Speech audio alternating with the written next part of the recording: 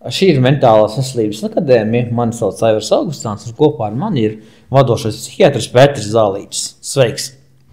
Un šodien tātad mēs runāsim par vardarbību pret sevi. Pašiznīcinošie ieradumi, kas nav redzami kā klasiskās atkarības. Pēteri, taviem vārdiem sakot, kas ir vardarbība pret sevi?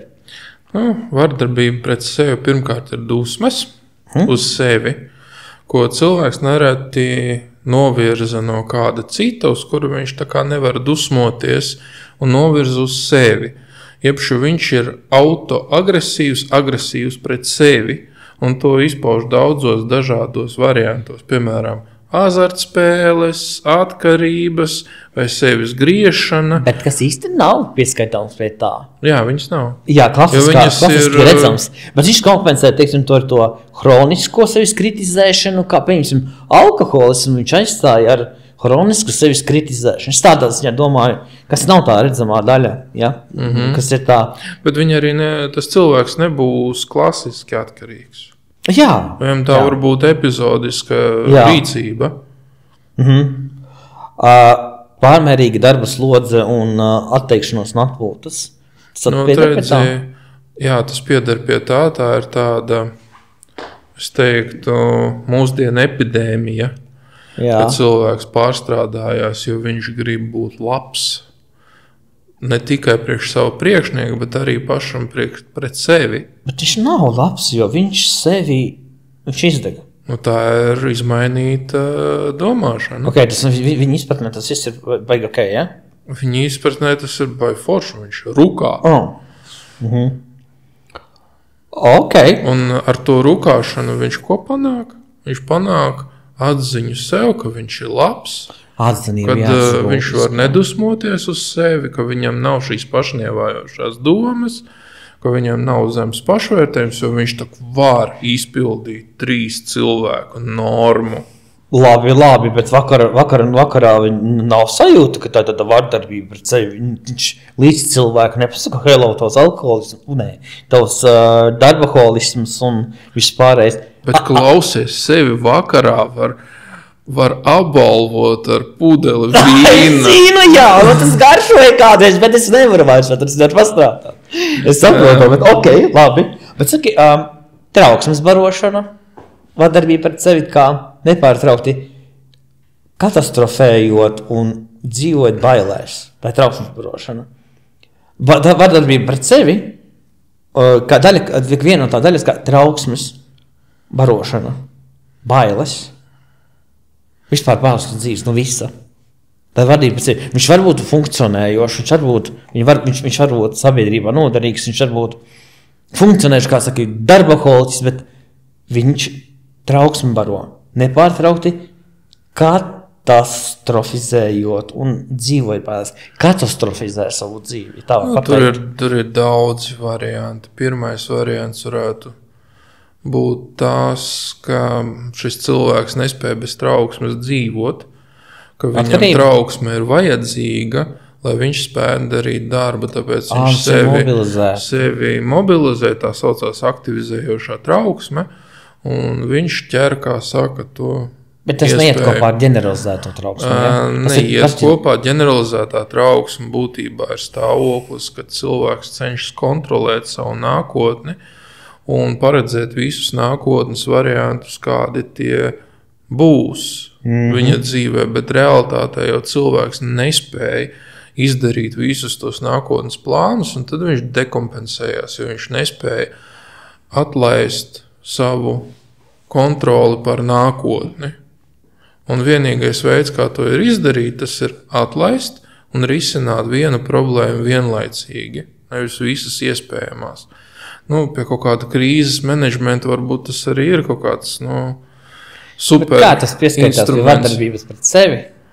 Tu sevi iznīcini ar to, ka tev ir trauksme un ar to, ka tu dzenies pēc visu iespējamo Bet tā trauksme ir kā atkarība, lai šo dzīvi nomenedžēt.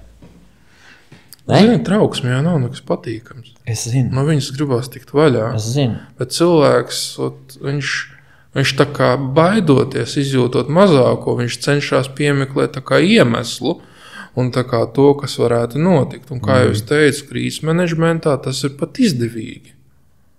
Okay. Kad cilvēks var paredzēt visus riskus, kādi varētu būt tam vai citam projektam. Labi, tad nākamais ļoti populārs mūsdienās, arī man tas skar ēšanas traucējumi, vieglākās formās, emocionāla ēšana, ēdienu izmantošana kā pašsodošs līdzeklis. Man šī pat problēma atzīšos. Padalies? Jā. Es savas problēmas noēdu.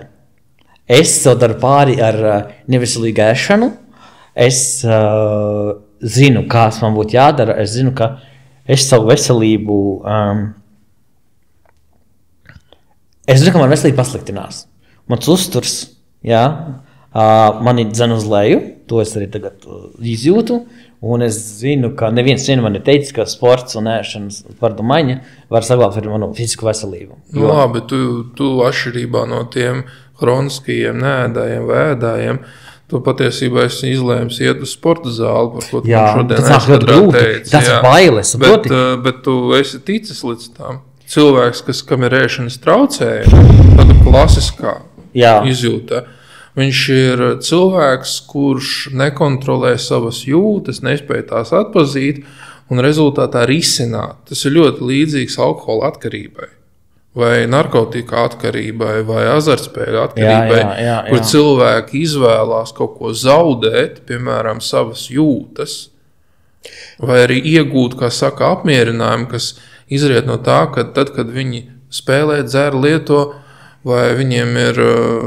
darbs, kas izdodas, tad viņiem izdalās serotonīns, dopamīns, visi, kā saka, šie antidepresīvie nervmediātori. Man ir tas dzīves piemērs tāds, ka man karjeras ziņā man iesiet uz augšu, to labi zinu. Jā. Es tiešām jūtu to, tad, kad es palieku viens, tas mīlestības trūkums un vispārējais. Tad, kad es ēdu, un it īpaši man ir junk foodi, tas man atbrīvo no, tas man izdod kaifu, bet tas man atbrīvo no kaut kādām ikdienas, kaut kādām emocionālām ciešanām. Rituāls var sekot. Ko? Rituāls dienas beigās. Rituāls ir tikai dienas beigās, naktī vai kā, un es zinu, ka tas ir mentāli, tā darīšanas pār, jo, tas man progresēs ir, bet... Tas tieši tāpat kā atkarķi to vīnu pudeli. Tieši tas pats. Jā. Tikai tur varbūt tā vīnu pudeles vietā ir hamburgers, cheeseburgers, naktī divos kebabs, kas ir mompīņas. Bet tas ir traki, bet tas ir tas darīšanas jau pāri. Labi, nākamais. Attiecību saglabāšana, kurā cilvēku pastāvīgi noniecina vai kontrolē. Es daru sev pāri, saglabājot attiecības. Man arī dzīves 54 gadi, kuras gatīgi saglabāt, un es zinu, ka tad arī pāri. Dažiem tev arī kāds piemērs ir. Bet attiecību saglabāšana. Tur ir darīšana sev pāri. Mēs saglabājam šīs attiecības. Mēs ciešam, bet mums ir atkal kāds bēls un vientlības vai kas, bet mēs darām visu, lai mēs būtu cilvēki kopā.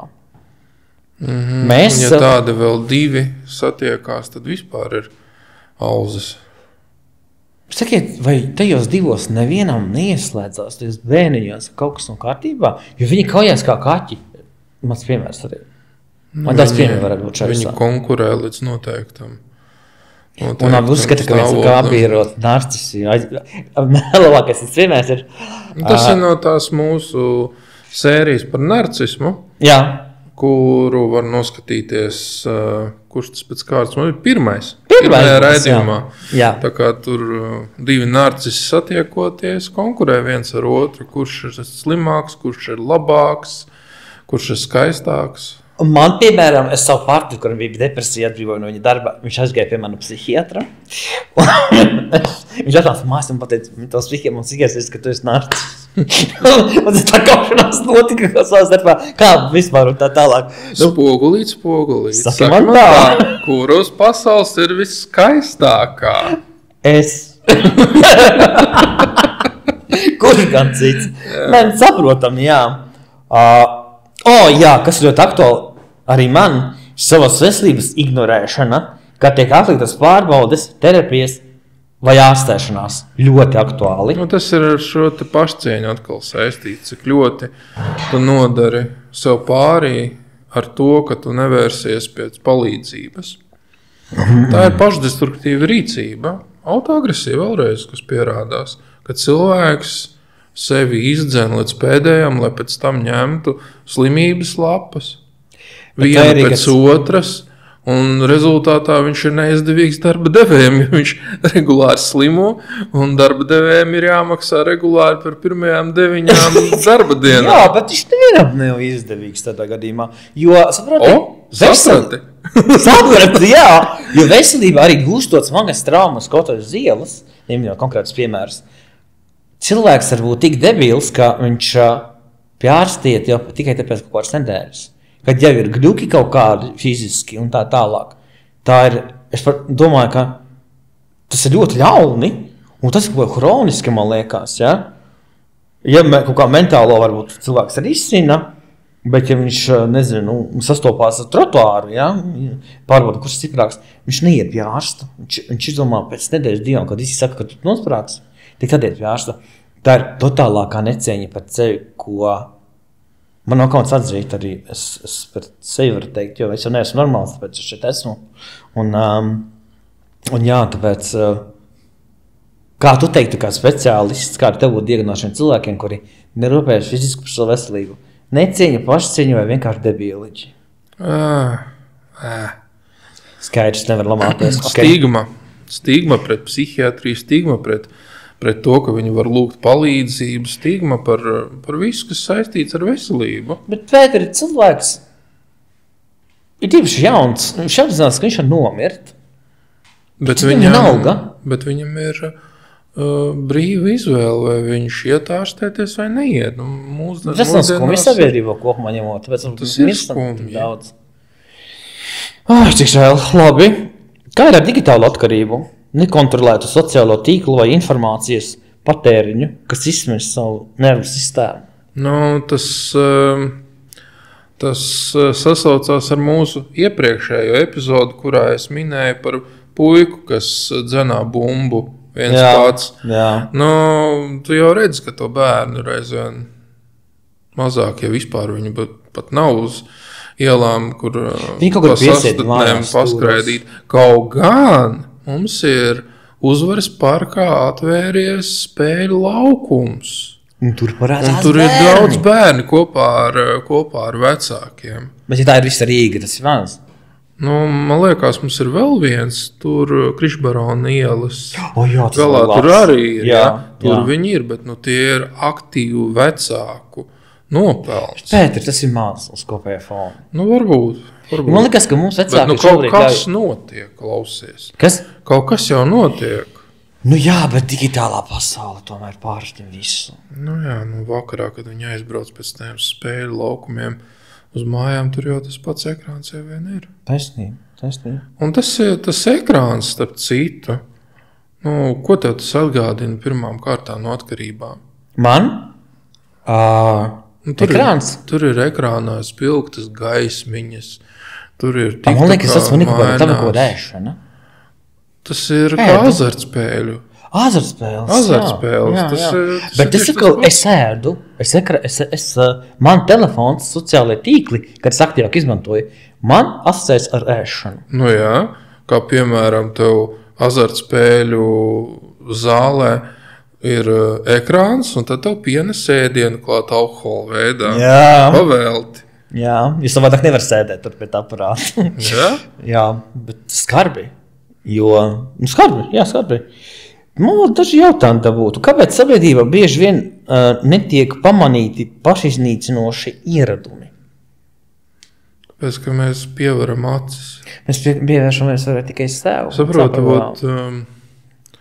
tā man liekas bija Somija vai Zviedrija, kur ir ierakstīts auto vadīšanas noteikumos, kad, lai arī kas būtu uz ceļa malas noticis, tur avārija vai cilvēks novarīts vai vēl kaut kas, tev ir obligāti jāpalīdz, pretējā gadījumā tu tiks ielikts cietumā. Tas man asociēs ar Somiju vairāk. Jā, un līdz ar to, kamēr nebūs kaut kas izstāstīts un darīts, un cilvēki nepaliks. Domāju, ka vairāk, un liekas, ka mēs runāsim par to vairāk, tad arī, kā mēs mainīsim to sabiedrības domu. Jo tāpat stigma, mums neinteresē citas problēmas. Tikai tad, kad mēs publiski par to runājam, jā, man arī tā ir, vai darbā kolēģis sarunās, jā, man arī tā ir. Tieši tāpēc jaunieši sāk sekot līdz savai mentālajai veselībai. Jā, ir vairāk informācijas, ka viņi nav vieni, kad vispār cilvēki nav vieni. Un ļoti daudz ir klientu, kas ir līdz 40, 45 gadu vecumam. Okay. Būtībā tā sabiedrības daļa, kur ir uzaugusi ar internetu, un vēl projām viņu izmanto ļoti aktīvi. Es atlaiku tādas ar internetu. Jā. Bet tas ar internetu dažreiz... Protams, ir arī citu gadu gājuma klienti, bet šie ir tie aktīvākie būtībā. Televīzija tas pats, vai ne? Nezinu, man televizoru no mājās. Ko tas stāsti? Es YouTube skatos televizora. Es zinu, ka tas televizoru no mājās. Jā, labi, panorāmu es vēl skatos. Bet okay. Tavs vecums jau panorāmu. Kā tu man rakstīji pagājušajā nedēļā? Es esmu vecs, bet es pārāk strauji priekš mani. Tu man to teici. Bet es iesūnīju. Es esmu superstārs. Superstārs. Vai šādi iedumi vienmēr rodas apzināti, vai tie tiek neapzināti aizsardzības mehānismi, vai tie ir neapzināti aizsardzības mehānismi? Šis te pašdarīšanas pāri. Viņi rodas apzināti. Man liekas, viņi rodas, kā nespeciāls rodas, man liekas, viņi rodas no maziem sīkumiem. Neapzināti. 1, 2, 3. Līdz nonāca pie psihiatra, saproti. Jo graizīšanās jau noved arī vēl. Tas ir arī tieši pāri, ka viens no iemesliem. Mēs nerunājam tieši par to, par fiziskām lietām, bet... par darbaholismu tu runā, vai ne? Piemēram, arī, jā. Saprot, tas ir tāds kults manā skatījumā. Kults. Kad jāpaņem kredīti, impulsīvi, tas ir jāpaņem ātrais kredīts, lai viss būtu labi. Un tad cilvēks ieslīgst darbaholismā, lai visu to atmaksātu. Viņš ir nodarījis sev 2 reizes pāri. Vienreiz viņš paņem kredītu. Viņš teica maksāt nespēju. 5000 apgrozījumi, jā. 5000 parādam. Bet jā, cilvēki dara dīvainas lietas, lai nodarītu sev pāri. Bet saki, vai kaut kādas papildus šīs netradicionālās atkarības, kur viņš ir viens ar sevi, un viņš ir izstrādājis kaut kādu jaunu metodi, kā sevi kaut kam piesiet gadiem. Ko citi nepamana. Tas toksiskās attiecības, ka viņš cieši un riebi.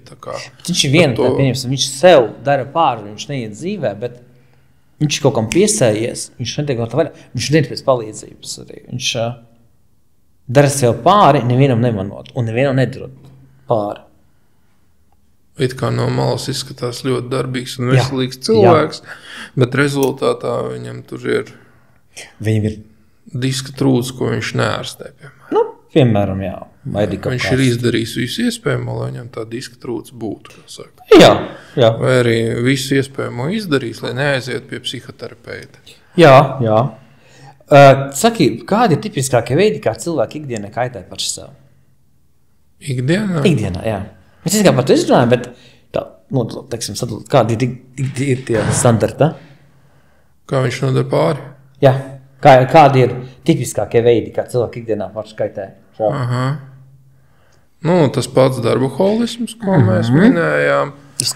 Neievērot savas veselības lietas, vai arī tās atlikt uz nākamo brīdi. Alkohols. Tie varētu būt arī tie tipiskākie. Nēšana, jā, bet paēst jau vajag laiku pa laikam. Arī nēšana, starp citu, arī tas ir vēl viens kāds It kā jau, it kā jau pārtraukties gavēnis skaitās tā kā labs, bet nekas patīkams nav. Un zin kā tas sasaucās uzreiz ar darbaholismu, tāpēc, ka darbs ir tik interesants, ka tev negribās nemaz iet un ēst. Jo tas darbs tev ir kā ēdiens beigās. Tas ir tā kā bišķiņ vairāk aizgājis čē? Nē? Darbaholisms. Tā slimība. Tā ir atkarība. Tu kā psihiatrs darbaholismu nodevēt kā slimību vai dzīvesveidu? Kā atkarība. Kā atkarība? Jā. Ok, paldies. Kā veselības ignorēšana vai ilgstošs stress var kļūt par vardarbību pret sevi? Mēs nedaudz atgriežamies, bet Kā vardarbība pret sevi? Kā veselības ignorēšana vai ilgstošs stress var kļūt par vardarbību pret sevi? Tev ir tas... Tas jau pats par sevi ir saprotams, ka tā ir vardarbība pret sevi, nerūpēties. Jo tu ilgāk to dari, jo draņķīgāk tev ir veselība un... Labi. Kāpēc cilvēki vispār izvēlas sevi sodīt, kritizēt vai pārslogot? Kas ir tas... Kāpēc viņi izvēlās? Jā. Kāpēc es izvēlos sevi sodīt? Sodīt mēs varam dažādos veidos. Kritizēt, pārslogot. Tāpēc, ka tā arī savā ziņā ir ērta pozīcija. Ka tevi kāds var pažēlot, ka par tevi kāds var parūpēties, ka tu nepaliksi viens.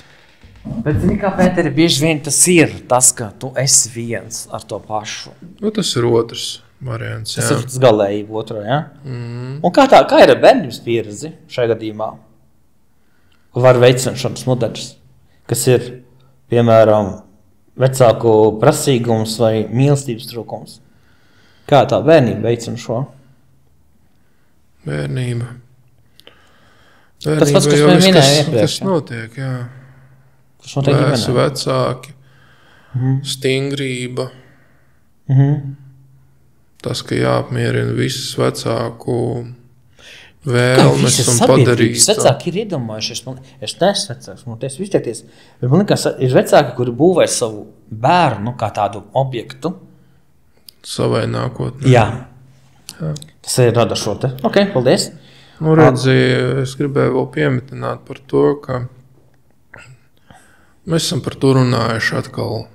Tas, man liekas, ir daudzu kaišu sakne, ka mūsu bērnībā, vismaz mūsu paudzē, gribējās izdarīt, lai vecāks ir priecīgs, kad atnāk mājās. Gribējās izdarīt visu iespējamo. Un tieši tas pats rezultātā, tā kā vecāki pārtop mūsu galvā par mūsu darba devējiem, kas ir patoloģiski, tad gribās izdarīt visu iespējamo, lai priekšnieks būtu priecīgs.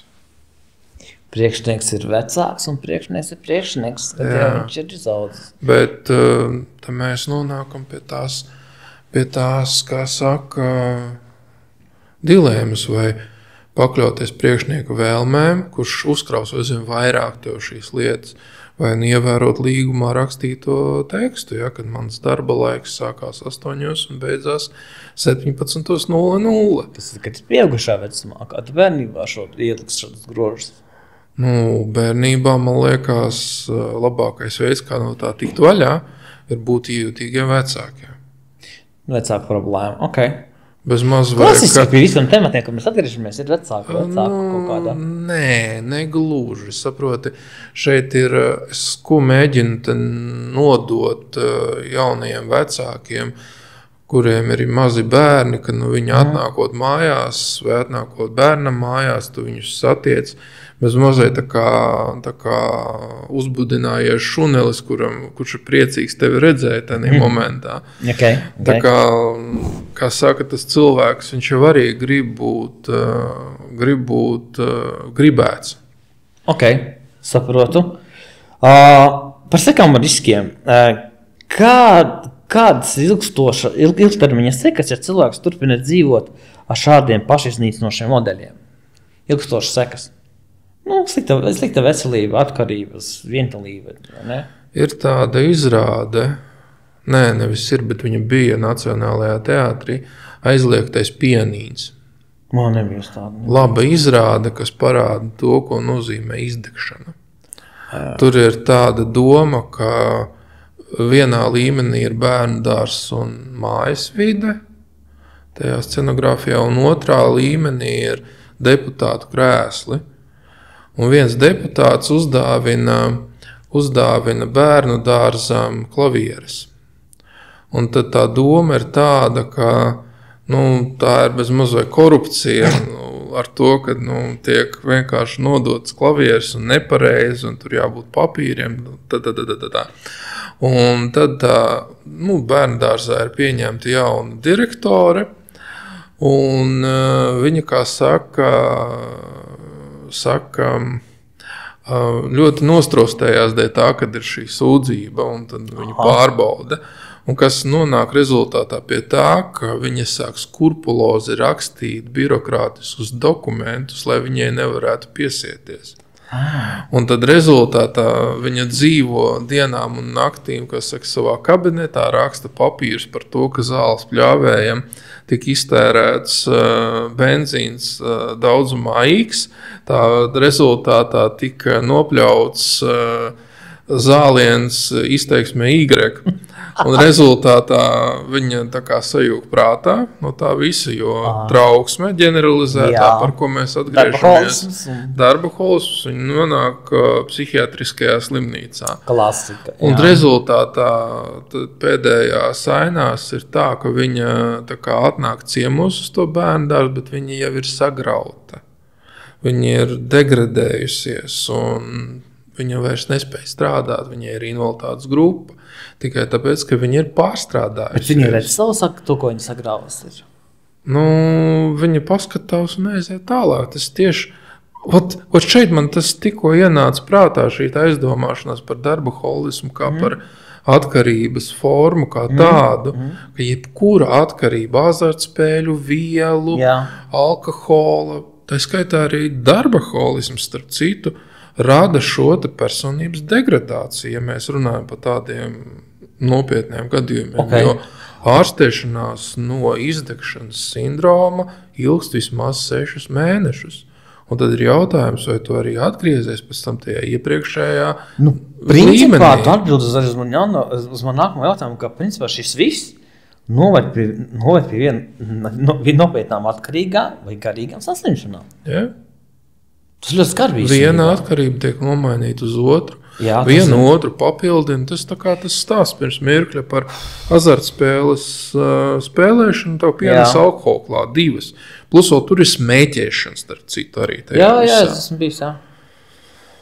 Tu vari nopirkt cigaretes, var apsēsties, bet jāspēlē.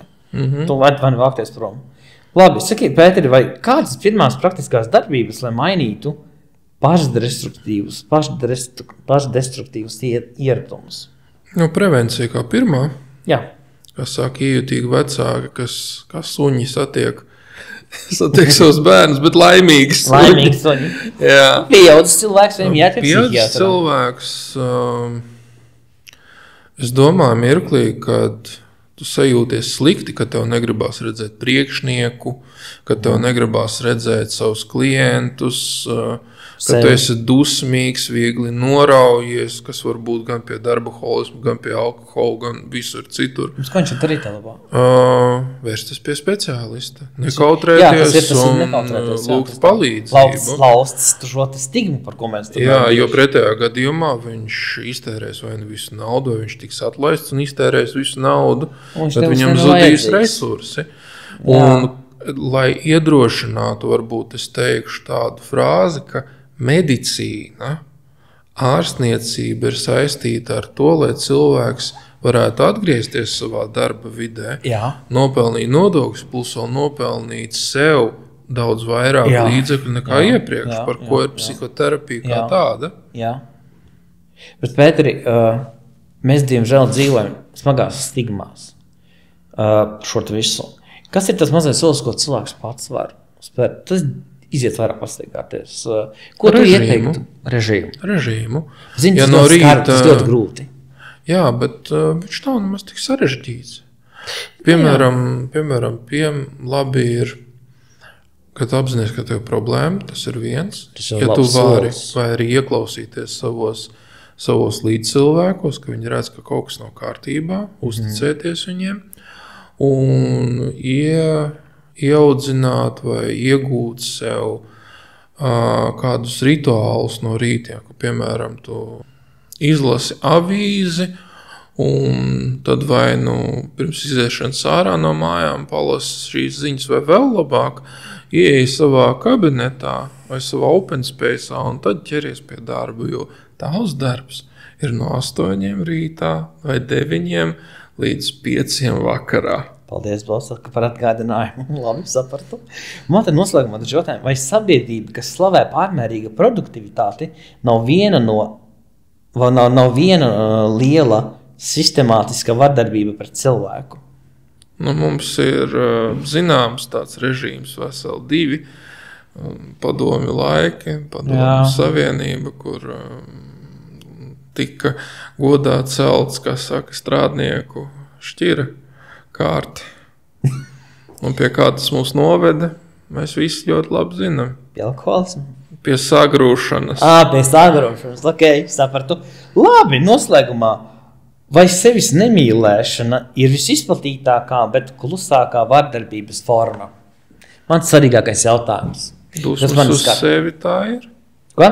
Dusmas uz sevi tas ir par to. Sevis nemīlēšana, tas ir vaiprasa, tas ir pašiznīcināšanās process. Bet, lai šo te mazinātu, par ko mēs runājam šodien, kas ir tas ceļš uz to sevis mīlēšanu? Tu kā speciālists var pateikt vai no sevis, jo mīlēšana, sevis mīlēšana ir kaut kas ļoti, ļoti intīms un grūts, sāpīgs process, lai līdz nonāktu. Jo, mēs nerunājam par šiem tematiem, ja mums tas izbūs tā kārtībā. Pirmām kārtām jādraudzējās ir ar savu psihiatru un psihoterapeitu. Jā, tas ir labi. Cilvēki, kas saslimst, viņi saslimst arī mentāli. Jā. Un tad ir jālūdz palīdzību, jāuzticās. Bieži vien ir vajadzīgs kāds stabils objekts, par ko mēs runājam no reizes uz reizi, lai tas objekts tev pateiktu, tu esi foršs. Okay. Tas pašs un, kā saka, pateikt to, ka var arī būt grūti un ka kāds var palīdzēt. Okay. Labi, paldies, Liels Pēteri, par šo sarunu. Es ceru, ka tas tev noderēs. Un, ja jums ir šis jautājums, droši komentāros mēs atbildēsim nākamajā sērijā.